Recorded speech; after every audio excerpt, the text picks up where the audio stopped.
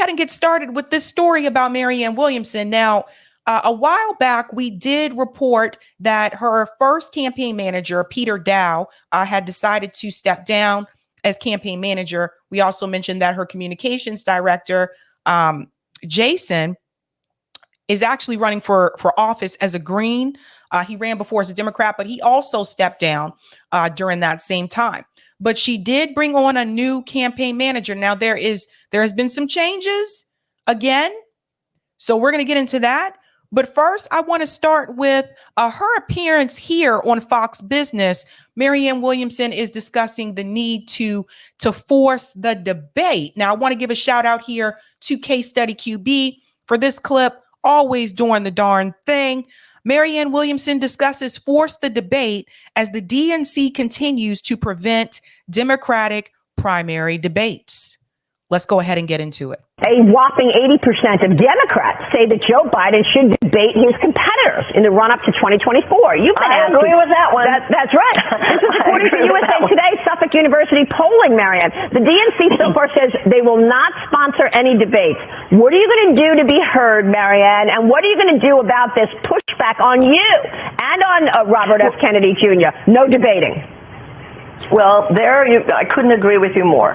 I'll be hitting the ground in New Hampshire. I'll be hitting the ground in South Carolina. I'll be hitting the ground wherever there are voters in these primary campaigns.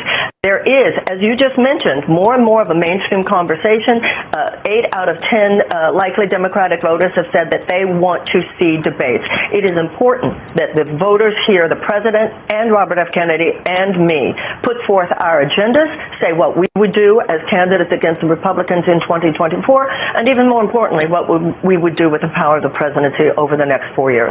So I'm very happy that so many Americans are waking up to this and putting pressure on the DNC. So far, they're saying, nope, not happening.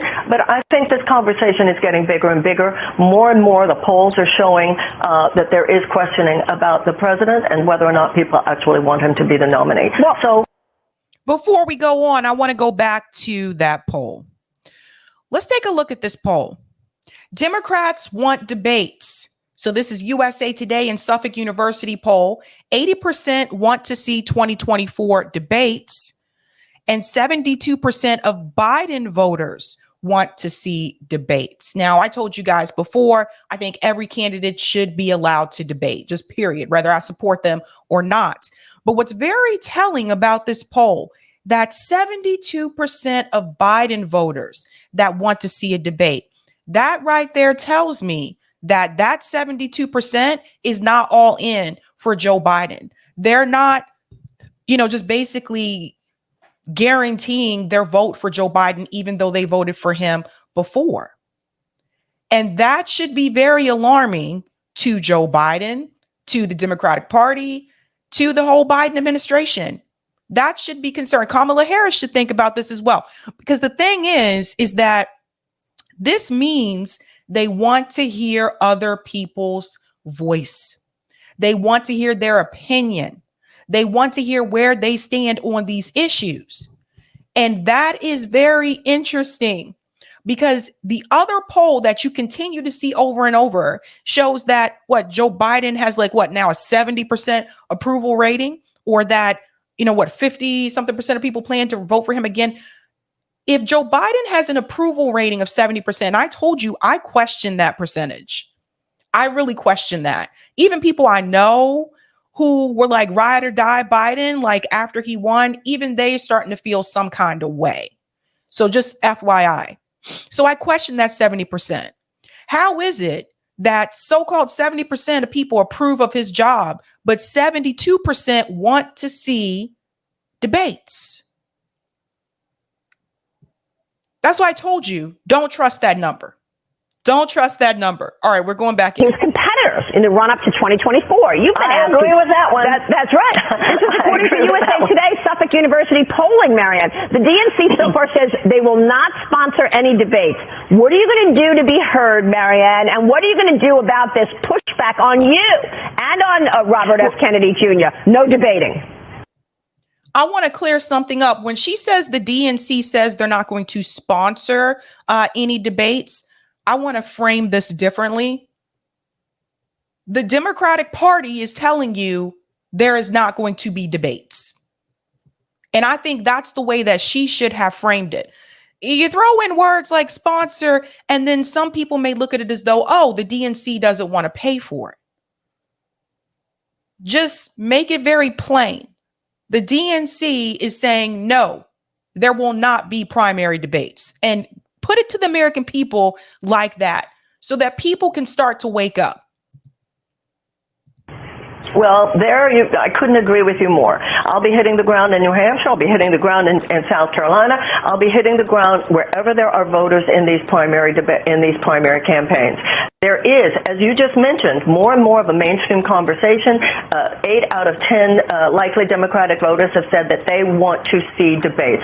It is important that the voters hear the president and Robert F. Kennedy and me put forth our agendas, say what we would do as candidates against the Republicans in 2024, and even more importantly, what we would do with the power of the presidency over the next 4 years. So I'm very happy that so many Americans are waking up to this and putting pressure on the DNC. So far, they're saying, no, not happening. But I think this conversation is getting bigger and bigger. More and more, the polls are showing that there is questioning about the president and whether or not people actually want him to be the nominee. Well, so we'll see. I just want to chime in here for a second. Notice she said she'll be hitting the ground in New Hampshire. So the reason why people like her and RFK Jr. are focusing on New Hampshire is because New Hampshire and Iowa said, screw you, DNC. We're still going to have early primary regardless. There's a fine that they'll have to pay for that. They'll just pay that fine. But they're not changing their schedule, regardless of what the Democratic Party is saying. So what that means is that Joe Biden most likely will not be on the ballot in the early primary states of Iowa and New Hampshire, because he already decided to forego that when the Democratic Party decided that they were going to make South Carolina the first primary voting state. So what that means is that for candidates like Marianne and RFK Jr., this could really make them shine. If he's not on that ballot and they're doing well in New Hampshire and Iowa, that actually sets the tone of the race. And it'll take some of that focus off of South Carolina and put that focus back where it was before in New Hampshire and Iowa. Now, here we go. Mainstream media, particularly CNN, MSNBC, liberal media, they're going to try to suppress that information. I really do believe. But I think that's where probably Fox will come in and report that information. I can pretty much guarantee you CNN is going to be heavily focusing on South Carolina, pretending as if probably New Hampshire and Iowa aren't even happening. But I think that's where Fox will come in to pick up that mantle to let the American people know, yeah, this is happening. And for people who think that Democrats don't watch Fox News, that's actually false. Remember, Tucker Carlson had the most popular show on Fox News? All of those viewers were not Republicans. Democrats also watch Tucker Carlson. So just keep that in mind. What happens in the next few weeks, but hopefully the pressure will mount and the debates will occur. I look forward to them, let me tell you. This came up during the 2016 election as well. Bernie Sanders wanted to be the nominee, but the DNC said, no, we want Hillary. Are you being bullied by the DNC right now? There is, Maria, in my experience, what I call a political media industrial complex. So the DNC doesn't bully you directly, but its minions are everywhere. And by the way, No, I'm sorry. Listen to this again. Listen to this. This is a missed opportunity for Marianne. Complex. So the DNC. Oh, sorry. Let me go back a little bit. This was a missed opportunity. This is how I know she not being serious. Listen. Nominee, but the DNC said, no, we want Hillary. Are you being bullied by the DNC right now? Simple question. Are you being bullied by the DNC because they are saying you're not going to have debates? Okay. Listen to what Marianne says. There is, Maria, in my experience, what I call a political media industrial complex. So the DNC doesn't bully you directly. That's not true. Missed opportunity. Marianne says the DNC doesn't bully you directly. They don't? Let's think about something here for just a second, because she's going to bring up the media, but I'm going to point to something else. When you had Bernie Sanders and Hillary Clinton 2016, and Bernie Sanders won every county in West Virginia, and the super delegates decided to give West Virginia to Hillary Clinton, that was bullying Bernie Sanders directly. That's without the media. They didn't need the media's help with that at all. Okay. That's on the ground. So yes, they do bully you directly. And Marianne should have said yes to that question. And she should have brought up the example that I just mentioned. Now, why is Marianne not doing that? Why is Marianne not doing that? Why isn't she calling out what happened to Bernie Sanders and Hillary Clinton? That should be a red flag for all of you watching. Let's go on. There's more. But its minions are everywhere. And by the way, I'm not saying the Republican Party is any different with their candidates. I want to make that very clear. Okay. But yes, I'm not being treated. I do not believe I'm being treated fairly in the press. No. Well, but on the other hand, I'm in the kitchen, so I can't complain about the heat. But yeah, it's not fair. It's not a fair. It's not fair. The problem here is I sense hesitancy.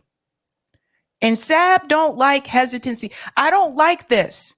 I don't like this. Missed opportunity. Are you being bullied by the DNC right now? There is, Maria, in my experience, what I call a political media industrial complex. So the DNC doesn't bully you directly, but its minions are everywhere. And by the way, I'm not saying the Republican Party is any. You see how she leaves off with that? Look. Watch this again. Call a political media industrial complex.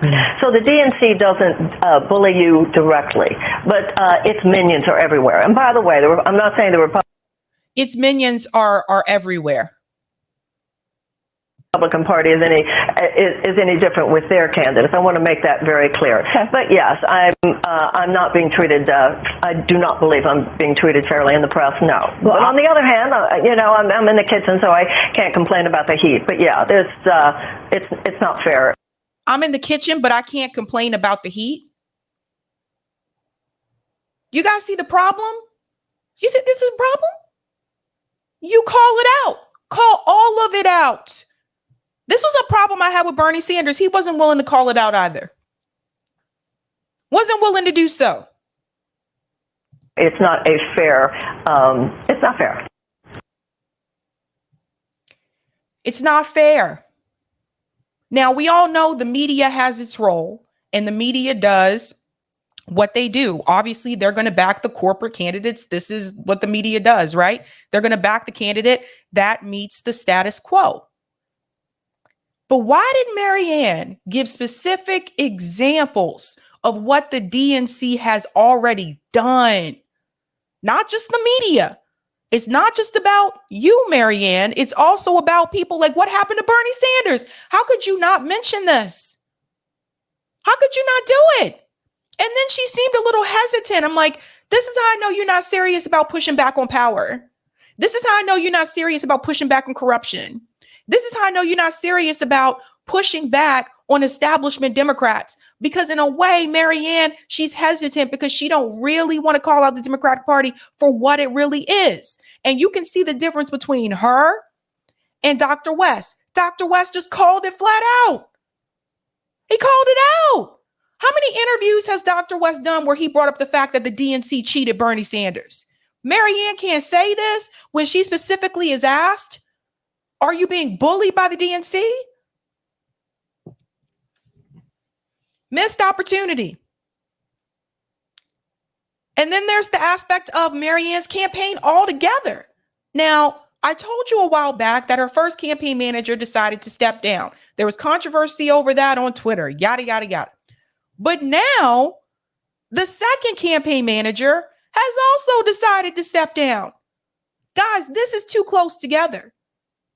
Marianne has lost 2 campaign managers within what, a month? What has it been, a couple of weeks? When we talked about Peter Dow? Don't believe me? Listen to this. Marianne Williamson loses second campaign manager in 2 months. 2 months. Let's go. Let's get into it. This is not good. Say what you want, but it's not. Listen to this. Marianne Williamson has lost her second campaign manager in as many months in what has proven to be a rocky 2024 presidential bid. Rosa Calderon's departure was announced Monday, and they mentioned the Vanguard. Wow. On a small far left podcast and independently confirmed by two sources to Politico, granted anonymity to discuss internal staffing dynamics. One person familiar with the campaign said that Calderon quit. Now, here's the problem. Politico wrote an article about Marianne, about her candidacy in 2020. And they talked about how they interviewed former staff members that were part of her campaign during that time. And they said that Marianne was difficult to work with. That article said that she was abusive. There was a statement that she threw a phone at someone. Marianne has dismissed all of this and said that, she never threw a phone at anybody. She said if she was, mean to somebody, she apologizes, that kind of thing. I told you they've done this same article before about Bernie Sanders, right? So it could be a smear piece. I said it could be a smear piece, or there could be some truth to it. We don't know. So here's the thing. Now you lose the second campaign manager within 2 months of the first one stepping down. This can give people the impression that Marianne is not easy to work with. This can give people the impression that Marianne is difficult. And do we necessarily have proof of that to say? Not necessarily, but it does not look good. The optics is not good. Let's go on. I have more to say. She tried to right the ship and lead this campaign. Marianne knocked her down every chance she got. So this is coming from the person, their source, that told them that Rosa quit. So here's another person complaining about Marianne's behavior toward the staff. Calderon was first hired as a fundraiser for the Williamson campaign in late April, and then took on the top job in May after the interim campaign manager, Peter Dow, stepped down along with deputy campaign manager Jason Call. So Peter Dow, let's all remember, he was an advisor for Hillary Clinton. So he came from the Hillary Clinton campaign. He has since moved more left. Now he says like he's apparently against the two-party system. I don't know. Peter all over the place. Jason Call, he's been on the show before. He ran for Congress as a Democrat. He's now running as a Green. So he's another one that has left this duopoly. So let's go on. Calderon's experience in such roles was limited. She ran for Congress in 2018, but lost. During that campaign, she was sentenced to probation after allegedly stealing money from a local Democratic Party group to spend on gas, movie downloads, and Bottle Rock music festival tickets. I'm not sure if Marianne knew about that before she chose her as campaign manager, but that's concerning. Let's go on. She had also embellished her resume, calling herself a director of development when she was, in fact, a contractor at the progressive nonprofit Our Revolution. Williamson, the campaign press secretary, and Calderon did not respond to a request for comment. See, this right here is also concerning.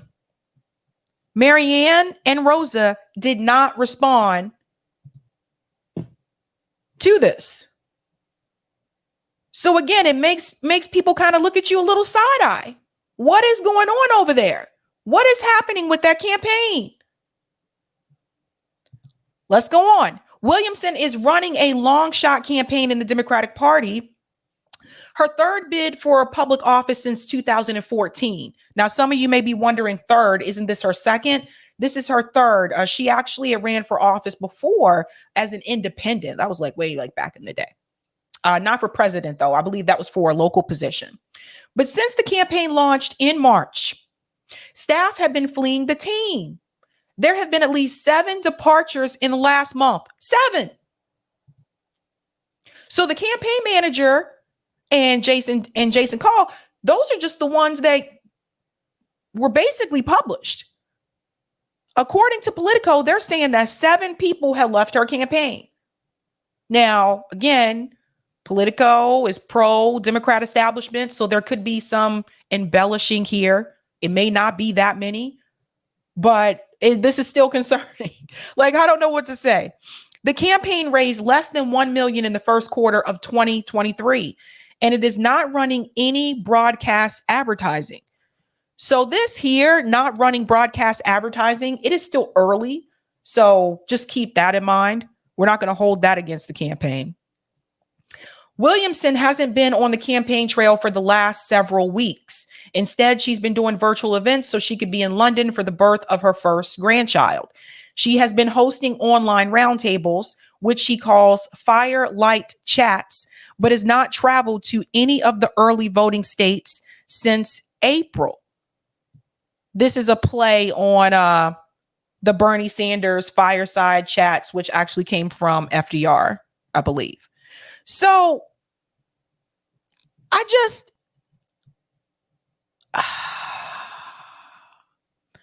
what do you say, guys? That it's not a good look. It is not a good look.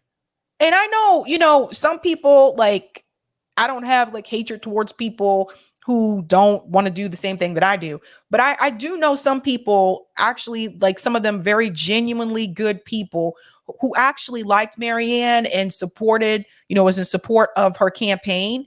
And this is not a good look. It shows people, again, that you might be difficult to work with. It also gives people the impression that the campaign does not have it together. And you're running for president, the first thing people start to think is, how are you going to lead the country or lead the country, and you can't keep staff? So it's very concerning. And I know a lot of people, when Marianne Williamson announced, hopped on board for this. And they were like, let's go. Marianne is going to be the progressive candidate for president. We recruited her. We asked her to do this. This is going to be our new Bernie. And from day one, it has been a nightmare. This did not go in the direction that I think people thought it was going to go in.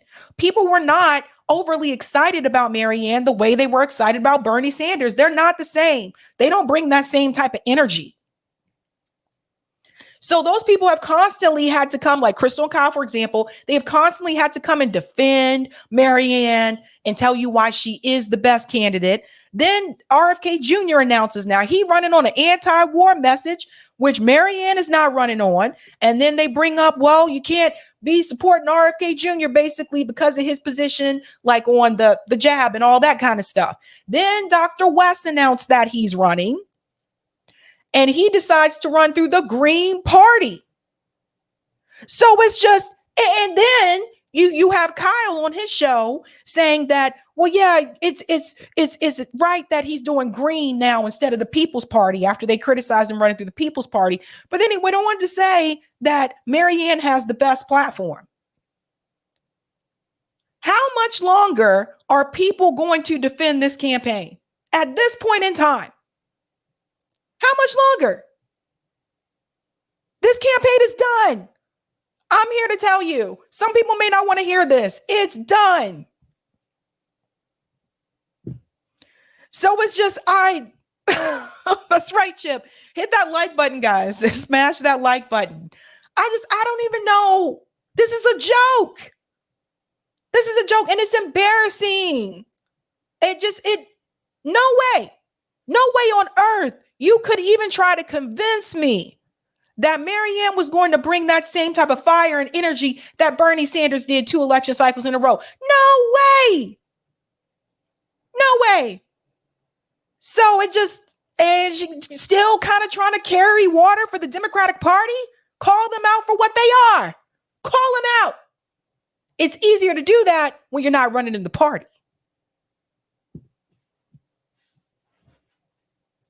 Just keeping it real. It's easier for Dr. West to do that, not running through the party. So, does not look good. That does not look good for Marianne. At this point, I'm just here to tell you that campaign, in my opinion, I believe that campaign is done. And it's not just because of this issue. It's her position on Israel and Palestine. It's her position on the war in Ukraine, her foreign policy positions. It's the statements that she's made on some of these interviews. When people ask her, are you going to tell people to endorse Joe Biden? The last comment she made to Kim Iverson was, I don't need to share that information with people. Nah, bruh, if you're not willing to call out the Democratic Party, if you're not willing to go scorch earth and tell the truth about Joe Biden and call him out by name, I'm looking at you with a side eye.